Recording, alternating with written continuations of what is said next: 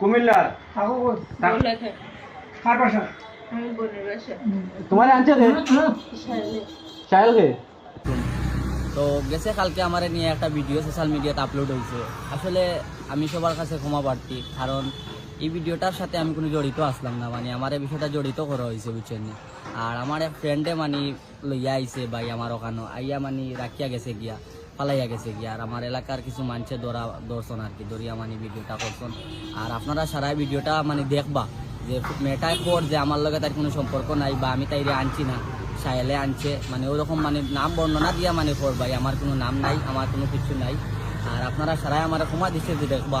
আর আমি হয়তো ভুল করে লিখছি দোবা হিসাবে আপনার কাছে যে আমার বাড়ির জায়গাটা দেওয়া বা আমার আওয়া আমারে ভাই ফোন দিয়া কইছে যে আমার বাড়ির আর হে আইছে বা বিষয়টা হইল কি সবার কাছে আমি ক্ষমা প্রার্থী। আর আসলে সোশ্যাল মিডিয়ার যে ছাড়া হয়েছে বা এটা নিয়ে অনেকটা মাতামাতি করে। আপনারা প্রথমে ভিডিওটা ভালো করে বুঝিয়া পরবর্তীতে আপনারা মানে আমার নিয়ে গবেষণা করবা মাতামাতি করবা।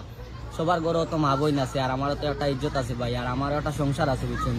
আমার সংসারটা নিয়ে আমি চিন্তা আছি বুঝছেন, কারণ ভাই আজকে সংসার ভাঙতে সময় লাগতো না, কারণ আমার সংসারটা যদি ভাঙি যায় অনেক বড় ক্ষতি আছে। আর আমারও একটা মেয়ে আছে রে বাবা বুঝছেন।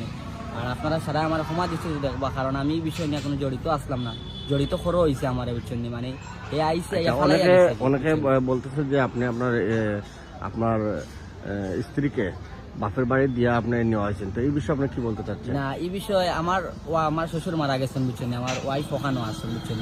আর আমি আসলাম, আর সারাদিনও আমি বাড়িতে আসলাম না, বাড়ির বাড়া আসলাম।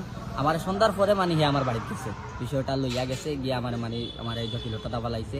এ যদি বাগ্যা যাইতো না, যদি আমার বাড়িতে থাকতো তাহলে আমার মানে হয়তো অতটুকু আমার মান সম্মান ইজ্জত মরতো না।